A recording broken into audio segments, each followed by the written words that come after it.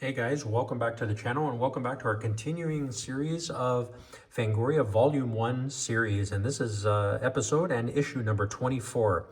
So let's get right into it. So we have Poltergeist Effects, Klaus Kinski. We got Not All Extraterrestrials Are Friendly, Extra. And the film strip, so again, the previous issue, they had the film strip on the bottom, different look. This goes back to the traditional classic look. So we have, on the film strip, we have the grisly effects of Steve Neal, Larry Cohen's Q, and The Sender. So let's open it up. So I made mention actually in the previous episode how I noticed that here and in this case, it's totally different. This is issue number 24, volume 3. So I don't think it's referring to Fangoria necessarily. It might be just the publishing company and all their releases in that particular year, perhaps. I'm still confused on that. I don't know. I didn't really look into it too much. I don't think it's such a big deal, but just interesting to know because I noticed it last time, and then this one's totally different. This is issue number 24, volume 3. Volume 3, I assumed it was every year of Fangoria is released, it would be volume, like first year, second year, 1, 2, 3 sort of thing. And they release 8 times a year, so you think that there'd be 8 issues within the certain volume.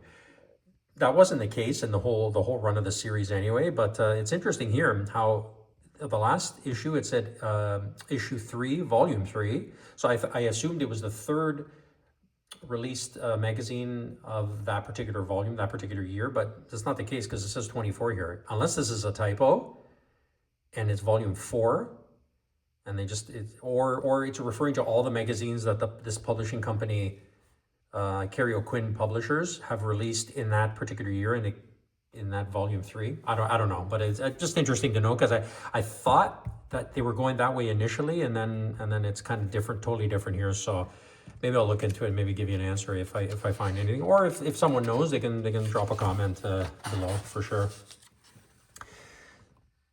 So Bob Martin returns with his little editor's note here.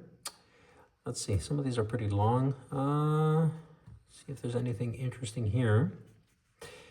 A few nights ago on Saturday Night Live, they did a spoof on horror movies, and it was hosted by Zachary. Was this the real Zach? He goes, of course it was. This kind of thing cannot be faked. It's kind of funny. Let's see. What's the big deal on video cassettes? Doesn't anyone realize that film still has the edge over video? Let me compare the two media. A decent Super 8 projector, $200. A decent VCR, $700. Television set is also necessary. Isn't that interesting? Yeah, that Dr. Cyclops replies, says you. That's pretty good. Obviously, video cassettes won the day for that for sure. You know, it'd be pretty tedious to load up the film in a projector, you know, for everything that you wanted to watch. So that's kind of, you know, instead of just popping in a video cassette, it's kind of interesting. But anyway, teach his own. To John Carpenter, deplorable. I've just returned from seeing Halloween 3, and I must say there was embarrassed being seen coming out of the theater. From all the moans and groans from the other moviegoers, it was clear that I was not the only one. Wow. So yeah, so no surprise. I mean, they dumped on it because it didn't have Michael Myers, and but you know, many people consider it a cult classic now, which is kind of funny how over time things kind of age like wine, you know. So even things like The Thing, when it first came out, it didn't get huge praise, or even The Shining, and now they're classics of the genre. So go figure, you know. That's it's just the times, right, and what people thought, you know, and it still happens today. Larry Cohen and the Man Who Brought You It's Alive delivers kind of a different kind of monster movie. So Q. Very cool. Some articles here.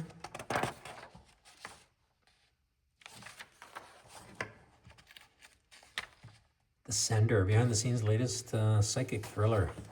I don't think I've seen this. Don't remember it.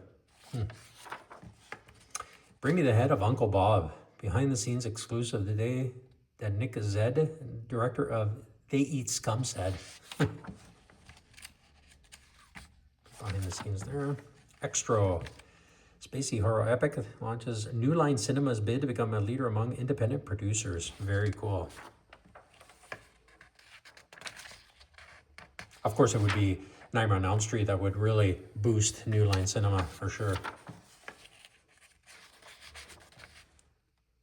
Angus Scrimm, very cool.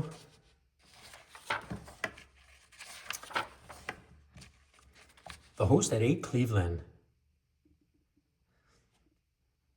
So I guess, is this, oh yeah, so is this the continuation of the series of hosts, horror hosts? Yeah, I'm assuming. Yeah. Record Shelf, Fangoria. Yeah, definitely. Richard Gordon, the veteran horror producer, talks about his 25 years in movies, from Fiend Without a Face to Cat and the Canary. Very cool. And like I said in previous issues, Fangoria is great because they really highlighted a lot of these people that otherwise, at that time, it was so limited how they would get out there, their name and their works, and, you know, just word of mouth pretty much. But, you know, magazines like this were great because they were able to highlight these, you know, otherwise it would have been lost to time sort of thing. Now you got the internet, you got all, you know, many different ways to do with all kinds of documentaries and things like that. But back then it wasn't a thing. So Pin in the Pen, Alex Gordon.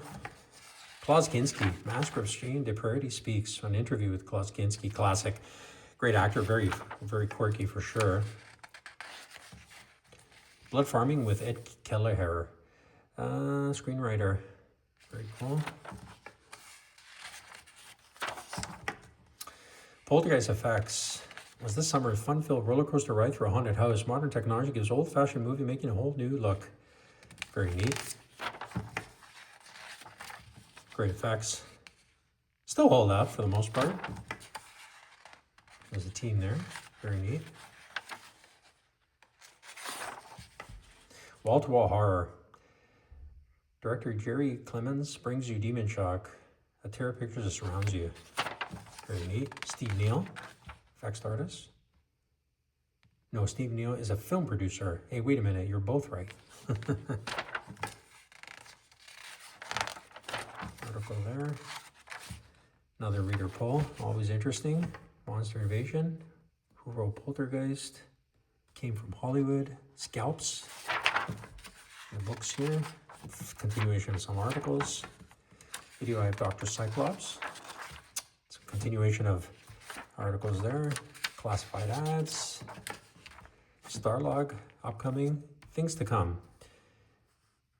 Start the new year right with the best wishes and good cheer that only a really good horror gore magazine like Fangoria can bring you. So, The Hunger, very cool. Scalps, independent, yeah. Swamp Thing, Beastmaster, it's on sale February 1st. And the E.T. mask, really cool. And then we have Wizard Video Games announces a new way to talk out your frustrations. Wow.